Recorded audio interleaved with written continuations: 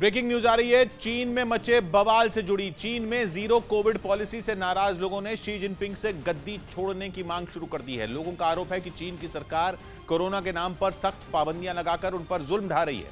यही वजह है कि हर गुजरते दिन के साथ चीन में लोगों का प्रदर्शन तेज होता जा रहा है। चीन के कई प्रांतों और शहरों में हिंसक प्रदर्शन हो रहे हैं।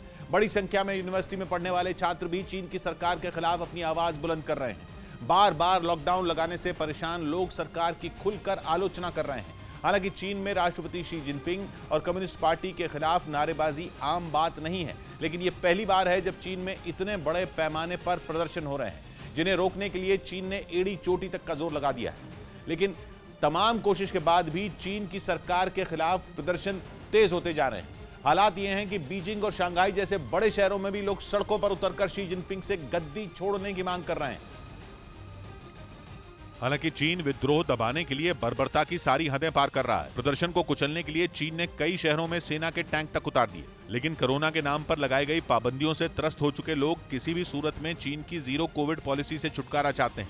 इसी वजह से कई शहरों में लोगों ने शी जिनपिंग के खिलाफ विद्रोह का बिगुल बजा दिया। लोग खुलेआम सड़कों पर उतरकर शी को गद्दी से हटाने की मांग कर रहे हैं। अमेरिका की मिशिगन यूनिवर्सिटी से जो तस्वीरें सामने आई, उनमें बड़ी संख्या में चीनी छात्र शी जिनपिंग के खिलाफ नारे लगाते दिखे। इसी तरह की एक तस्वीर बीजिंग से भी सामने आई। वहां शिन्हुआ यूनिवर्सिटी के छात्रों ने सरकार के खिलाफ विरोध मार्च निकाला, जिसका मतलब यह है कि चीन के तमाम बड़े शहरों में लोगों ने सरकार के खिलाफ बगावत का झंडा उठा लिया है। हालात इस कदर बिगड़ चुके हैं कि कई शहरों में चीन की सरकार ने सेना तक को तैनात कर दिया है, ताकि किसी भी सूरत में विरोध प्रदर्शनों को रोका जा सके। यही नहीं, प्रदर्शन की जानकारी दुनिया के सामने आने से रोकने के लिए चीन फोन तक का सहारा ले रहा है। जानकारों का कहना है कि चीन के किसी भी शहर के बारे में ट्विटर पर सर्च करने पर फोन से जुड़े विज्ञापन देखने को मिल रहे हैं। बताया ये जा रहा है कि जब से चीन में विरोध प्रदर्शन शुरू हुए हैं, तब से ऐसे विज्ञापनों की बाढ़ आ गई है। और चीन ऐसा इसलिए कर रहा है ताकि जब कोई प्रदर्शन देखने के लिए ट्विटर पर सर्च करे तो उसे पॉर्न वीडियो देखने को मिले। दावा यह भी किया जा रहा है कि कई अकाउंट ऐसे हैं जिन्हें सालों पहले बनाया गया था, जिनसे 1 या 2 पोस्ट ही की गई थी, लेकिन चीन में प्रदर्शन शुरू होते ही उन अकाउंट से हजारों की संख्या में आपत्तिजनक और अश्लील पोस्ट की जा रही। दुनिया की सबसे बड़ी अर्थव्यवस्थाओं में शामिल चीन कोरोना को रोकने के लिए हर मुमकिन कोशिश कर रहा है और दूसरे किसी भी बड़े देश के मुकाबले कोरोना को लेकर वहां ज्यादा सख्त पाबंदियां लागू हैं। लेकिन इसके बाद भी चीन में कोरोना की रफ्तार तेज होती जा रही है। बीजिंग समेत कई बड़े शहरों में संक्रमण रोकने के लिए चीन की सरकार को कड़ी मशक्कत करनी पड़ रही है। पिछले हफ्ते की तुलना में बीजिंग में ही कोरोना के मामले 66% तक बढ़ चुके हैं। मतलब ये कि तमाम कोशिश के बाद भी कोरोना खत्म नहीं हो रहा। बीमारी की वजह से शहर के हालात बिगड़ चुके हैं। सरकारी अस्पतालों में लोगों के लिए जगह तक नहीं बची है। लोग वेंटिलेटर से लेकर ऑक्सीजन सिलेंडर तक खुद ही खरीदने को मजबूर हैं। उधर चीन में सरकार के खिलाफ हो रहे प्रदर्शन को कवर करने पहुंचे बीबीसी के एक पत्रकार की पिटाई पर यूके की सरकार भड़क गई। वहां कोरोना की रोकथाम के लिए शी जिनपिंग सरकार ने जीरो कोविड पॉलिसी लागू की है, जिसके कारण लोग सख्त पाबंदियों में रहने को मजबूर हैं। ऐसे में इस पॉलिसी के विरोध में चीन में बड़े पैमाने पर प्रदर्शन हो रहे हैं, जिसे बीबीसी का यह पत्रकार कवर करने पहुंचा।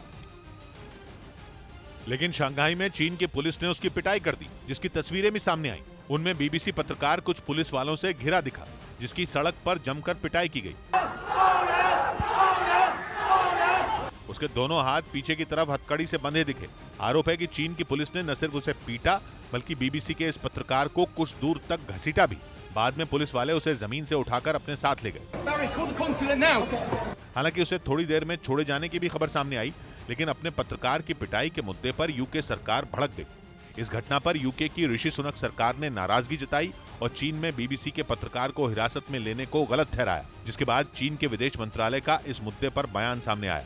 चीन की तरफ से सफाई दी गई कि बीबीसी के पत्रकार के पास न तो उस समय मीडिया से जुड़ा पहचान पत्र था और न ही उसने बताया कि वो एक पत्रकार है।